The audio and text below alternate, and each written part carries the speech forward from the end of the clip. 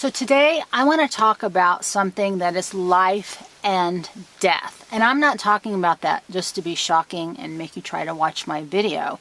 I am talking about that and that I had some really close calls this summer, and it was a reality check and a wake-up call that if things really do go bad and the grid goes down and all those little comforts that we're so used to go away, dying from extreme heat and or dehydration, that's a real thing. And it isn't just to scare you, but really my hope is that you'll take from what I learned this summer about not to do, a little bit about what to do, file it away, because as we're ending summer here, I'm talking to you now after the fact. But if we're both or we're all here next summer, it's going to be a really important thing to understand, especially if the lights are gone. So I want to start off with just a hello. My name is Jill, and I've been living what I say in the dirt, survival, simple, nomad, blah, blah, blah, in the desert most of that time for the last 10 years. But this last year, I made the decision to try to learn what it means to be off-grid. Well, winter was really tough, but summer was pretty brutal too. And as I went into summer, I made the decision to not just answer the question, what does it take to be off-grid, but what would it be like with no grid? And it was very, very scary, uncomfortable, and dangerous. And so I wanted to share this information with you because while I was living here, I had a guy share a story with me about a little lady that he didn't know her name, but he would see her walking along the highway. She lived somewhere off-grid in the desert in a little trailer, and she was older, and she had two little 1 gallon, and so all she was doing was, this is a 1 gallon, she was carrying two little 1 gallon water bottles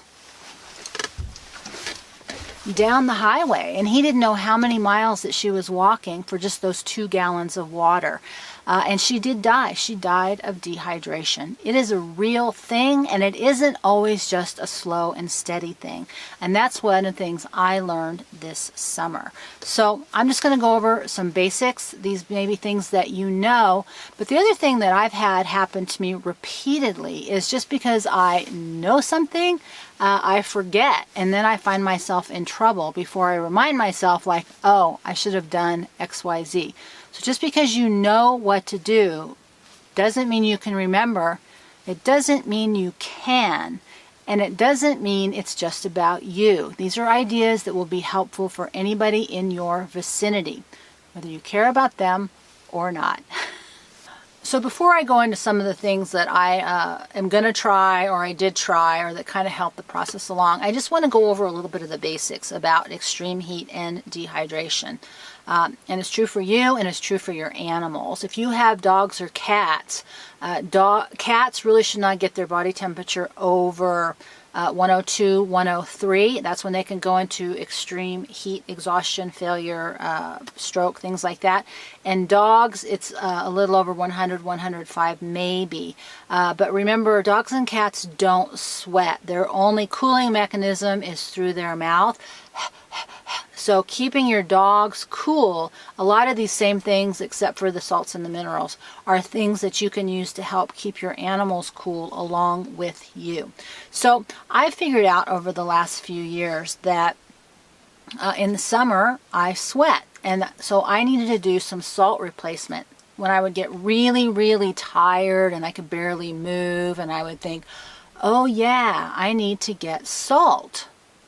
Well, I remember that this year, but it just wasn't enough.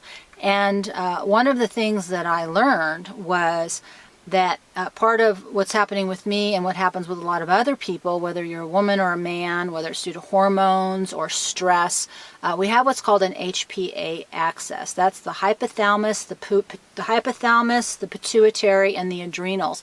And they work in a triangle, and they are your hypothalamus regulates your body temperature, and your hypothalamus can become dysregulated, meaning that your ability to handle heat and cold becomes dysregulated through things like menopause, autoimmune disease, all kinds of other issues. And as we become more compromised as a people, especially as you age, that temperature dysregulation can be very dangerous. And so, my coping techniques from the olden days were, I would fill up on ice because I had a little refrigerator, so I'd make big bags of ice. I would run a fan. I had a pool, water, access to water in a little pool. So I would pour water over myself once or twice a day. So I had multiple mechanisms pre-no-grid testing to cool myself down during the day. And so I just was able to get through. Also, the intense heat for me in the desert, in the high desert, was 3 to 4 weeks, and then it cooled down. So it wasn't a long-term issue, it was just a short-term issue. Well, all of that changed this year. I don't have access to water on site. I don't have access to electricity. I don't have access to refrigeration. And ice, if I was lucky, it lasted 24 hours. But the point being is that also they never had it because there were so many people buying so much ice.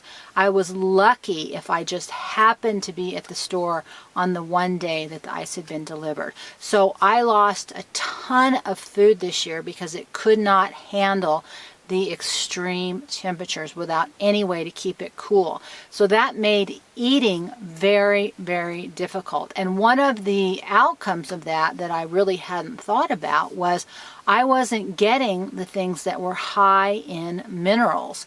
And when you lose minerals in addition to sodium, when you sweat them out, that is dangerous. And one of the things that happens is your blood pressure crashes. And so I know that I normally have low blood pressure, and most people as they get older tend to have high blood pressure. So this part will probably freak you out.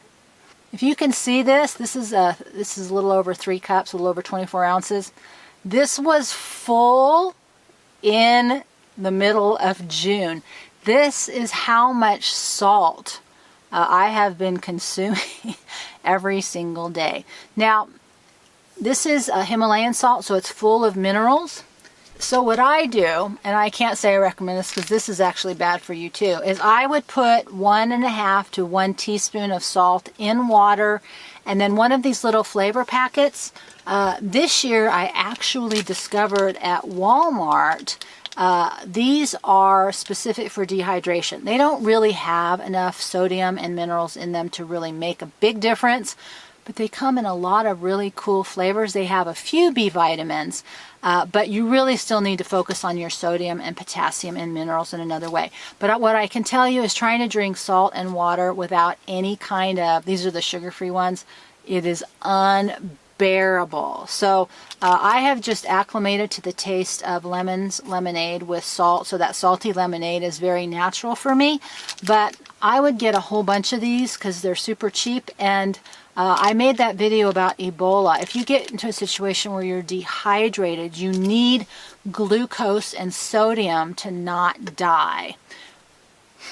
So a little bit of things that aren't good for you, to me, outweigh the urgent and the imminent, or especially if you have kids or older people, that you just can't drink pure salt water. It's just too. So the other thing I learned this summer is that one mineral in particular you sweat a lot about when you're super sweaty and hot, and I was drenched every single day. I've never sweat so much in my life, is zinc. And if we've learned anything in the last year and a half, zinc is extremely important. And what I've also learned about zinc this year is that the older you get, the more difficulty you have getting it in your system, and that it becomes, your system also becomes resistant. So when you start taking a lot every day, you are absorbing less and less. And so there's some tricks to how to get to absorb zinc. You can look that up.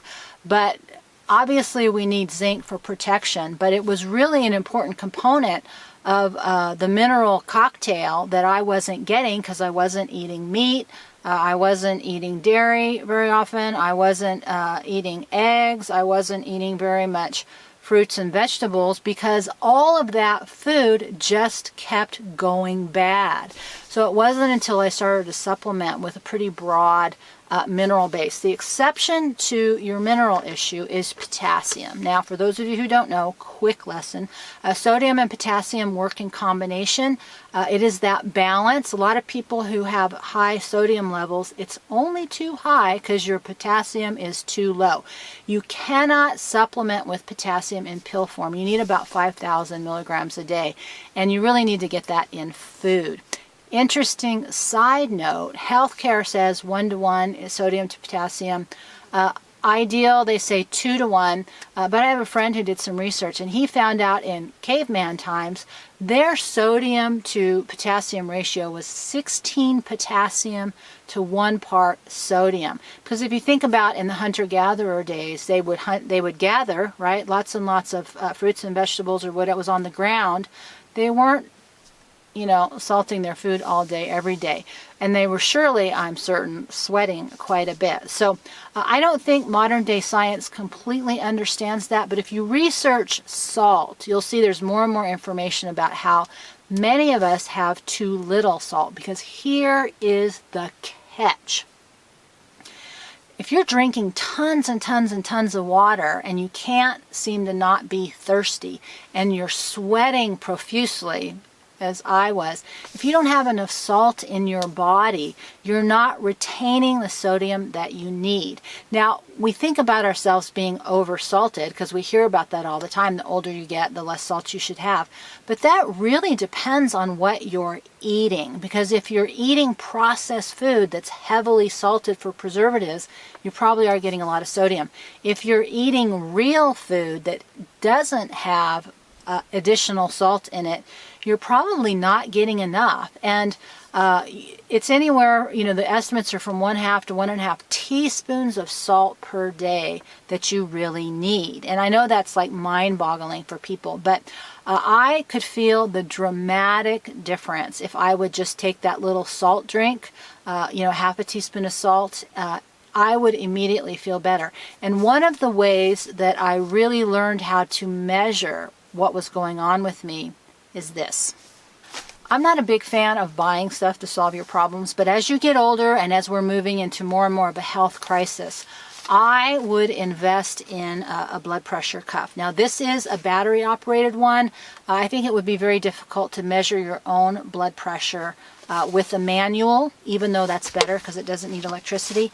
They have them for the wrist, but I would highly recommend getting this blood pressure cuff. I think they're like 25 bucks. They aren't too expensive, but highly worthwhile. And what would happen is when I would start to feel really off, I would take my blood pressure, and it was so low. I mean, my blood pressure is low anyways, but anything, the systolic is the top number, diastolic is the lower number, and the lower number was going below 50. And anybody who knows anything about heart and stroke, that is bad. And what I experienced was salt was not enough to raise it, and that's when I really figured out I'm having a multi-mineral problem, and I could just really feel the difference when I would get enough minerals. You know, the few days when I would bring groceries home where I had real food and I added salt, I did really well. On the other days where I had no real food, if I didn't do supplements of some of the minerals, I couldn't move. It was terrible.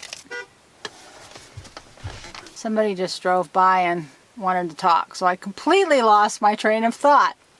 So one of the dangers about extreme heat and dehydration is your risk for stroke, your risk for heart attack, but also for fainting, which can mean a head injury, which is life-threatening. And so I was really taken aback this summer by how dehydrated I was getting. Now, blood pressure is just one way to be able to get a sense if you've got something going on. The reason why I encourage you to start learning to take your blood pressure is as healthcare becomes more and more complicated and or compromised or unavailable, it'll allow you to understand how your body feels and what that symptomology is all about. So I can tell pretty much now when my blood pressure is low versus something else. Other key things to look for when you are becoming dehydrated is there'll be an ammonia smell to your urine. It will get darker. One of the things that they talk about is, your urine is supposed to be a super light, pale yellow color, but it can be darker if that's normal for you, because if you're pushing out a lot of minerals, then that is going to make it much more dark. So don't freak out if it starts to become a little bit darker, but just be concerned if it gets really dark. Also, if it has a high ammonia smell. Those are two big key indicators you're not getting enough liquid water in. Also, if you're constantly feeling thirsty, especially even if you're drinking a lot of water, that means you don't have enough salt and minerals in your body to hold on and retain that water. So all you're doing is flushing out more minerals. If you can't retain the water, the more you drink, you're just draining your body of the essential minerals that you actually need to not be dehydrated. Did you know that? The other thing I noticed as my body is becoming less able to regulate heat, that I have to be extremely, extremely careful about overexertion.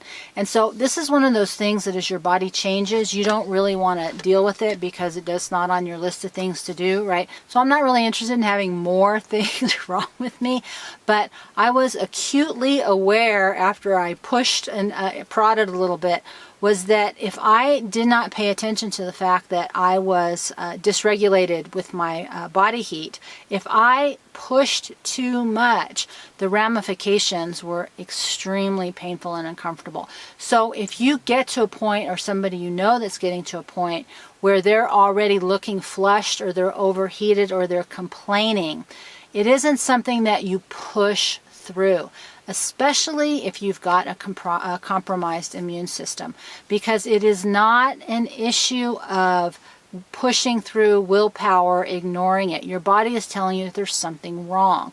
And the older you get, the more at risk you are for one of these negative consequences from dehydration and heat intolerance and heat dysregulation or temperature dysregulation. So these are things that you might not have thought about or that you don't care about.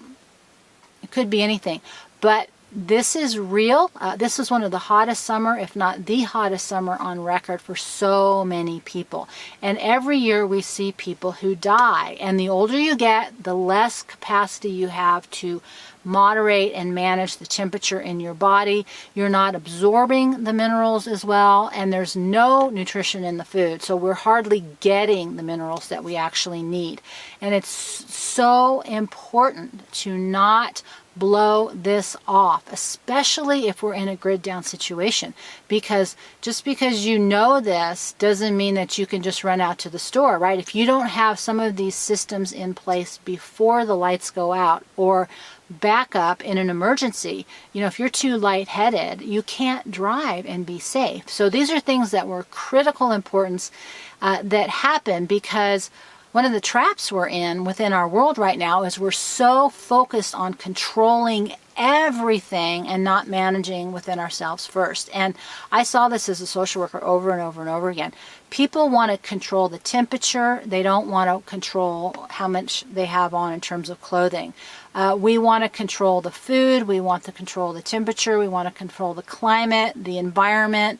Everything about our modern world is controlling everything around us, so we don't have to be responsive to it. If the electricity goes out, that is a radical new way of looking at things. And you may not be used to the fact that you're not going to be able to cool yourself down by going inside and turning on the fan.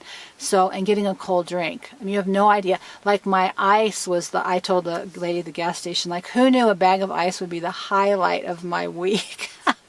I get one cold drink out of that whole bag of ice because it would melt and go away so fast. So I cannot stress the importance of how life and death these heat dehydration issues are. Now here's just a couple things that I picked up and dealt with along the way. Water bottle, your best friend. And the reality is you would not believe, first of all, how hard it is to find little squirt bottles, but two, to keep them working. These things break really, really quickly. But this is part of that evaporative process. You can spray on your skin and you can be cool for a moment. I use this a lot with the dog. I would spray him down or wet him down. Then he would get the baby fan. When I bought this, this was not what I bought in terms of the picture online. What I like about it is it charges on this little, I can run it on this little tiny charger. It's a USB. What I don't like about it is there's also no battery, but it's also designed to spray water out like a little humidifier and squirt it at you, which works really good if I hold it right here and it cools me down. But because it's so little, I ended up just giving it to the dog 90% of the time. So I very rarely use this, but I guess I would need two because there's one for him and one for me. And the last thing I'm going to say about the salt. So what I have is a little half teaspoon in here so I can measure it out. I would really encourage you to get the pink Himalayan salt if you can. It's actually getting pretty expensive. For those of you who live in the city still and you have access to big lots, I have been finding it for about $1 a pound. I think I got 5 pounds for $4 when it's normally $4 a pound. So I got a 20-pound bag of salt for $4. And this is going to be a great item to trade, but super, super essential because there's actually 90 different minerals that we need, and you can't get them all just through supplements. And so things like this are really, really important. The other thing I would encourage you to do is really research salt and potassium. Do some looking at how much you're getting in real terms, because as I said, they work simultaneously. The more stressed you are, the more your body is dumping potassium, and so you need to have an increased need for that. That's your adrenal glands, which also need vitamin C. So these things, you know, it may not be like a big deal and you're like, oh, you know, I don't want to think about this stuff, but I cannot stress how important it is to really know your body when it's overheated and dehydrated, because the reality is, you know, I was using 2 to 3 times my normal amount of water this summer, and because I don't have access to it on site, I couldn't do a lot of those things that I normally would do to cope. I can't even imagine what it would be like if I couldn't go buy my water, if I had to just rely on what I could collect either from, you know, luck or the rain here and there. So these are real things. This is a real issue, and I wanted to give you real insight that hopefully you wrote a little bit down, because there'll be no do-over. You get to a point where you're too weak to walk. What are you going to do? This is one of my next year plans. This is a very lightweight vest. You'll also see a blue vest. These things do 2 different things. One is that it is so hot, you want something with plenty of air and not having to wear very much underneath. That for us women still cover us. So this is a super, super, super lightweight nylon vest that I got. Thank you to Mom for helping me get this, with lots and lots of pockets so that I can easily carry things that I might need when I'm out walking in an emergency situation. Because one of the things I don't want to carry is a backpack when it's super hot. See how cool this is? There's pockets on the inside, there's pockets on the outside, there's even a pocket on the back. I love this. The next thing I'm going to try is this is what they call a cooling vest. And the way that it works is that it's a quilted material. It is loose. It is loose. What you do is you submerge it in water for 1 to 2 minutes, and then it's supposed to be good for up to 10 hours. Basically what it's doing is it's working like a tiny evaporative cooler. The water pulls out, the air blows through, and it keeps your core cooler. So remember that one of the dangers about dehydration and extreme heat is if your core is heated up, then your heart is pumping that warm blood through your circulation, which is causing you to overheat. I never really thought about getting something like that because they run about $200. I got that one for 14 bucks. This is the brand. I don't know if you can see that. I got it on Amazon, Climafusion, for $14. So anyways, I'm going to try that. It's too cool for really me to tell if it works or not, but for $14, or you could probably make something with a quilted material. But think evaporative cooling, meaning in the olden days in Phoenix, what they did is they would wet sheets. They would sleep outside underneath the sheets at night to try to stay cool. So my parting shot here is get yourself some pink salt.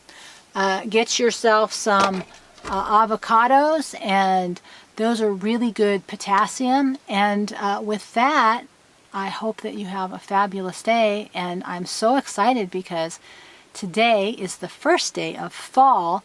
Maybe the heat has actually passed. See you next time.